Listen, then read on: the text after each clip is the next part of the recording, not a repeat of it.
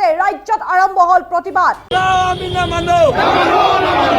আমি জনাই আছো এই মুহূৰ্তত এটা ডাঙৰ খবৰ কা বলবৎ হোৱাৰ পাছতে ৰাজ্যত আৰম্ভ হল প্ৰতিবাদ ৰাজ্যজুৰি প্ৰতিবাদ সাব্যস্ত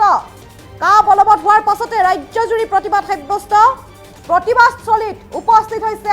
আৰক্ষী আনহাতে প্ৰতিবাদকাৰীক বাধা দিছে আৰক্ষীয়ে আমি দৃষ্টান্ত দেখুৱাবলৈ চেষ্টা কৰিম সমগ্ৰ দেশত বলবৎ হল কাৰ অধিসূচনা জাৰি কৰিলে কেন্দ্ৰীয় গৃহ মন্ত্ৰালয়ে দেশজুৰি গঢ়ি তোলা হৈছে কটকটীয়া নিৰাপত্তা বেষ্টনী আৰু সম্ভাৱ্য পৰিস্থিতিৰ বাবে সাজু থাকিবলৈ অসম আৰক্ষীক নিৰ্দেশ অসম পশ্চিমবংগ ত্ৰিপুৰা উত্তৰ প্ৰদেশত বিশাল আৰক্ষী বাহিনী সাজু আৰু এই মুহূৰ্তত আমি প্ৰতিবাদ আমি দেখুৱাইছো ৰাজ্যজুৰি প্ৰতিবাদ সাব্যস্ত হৈছে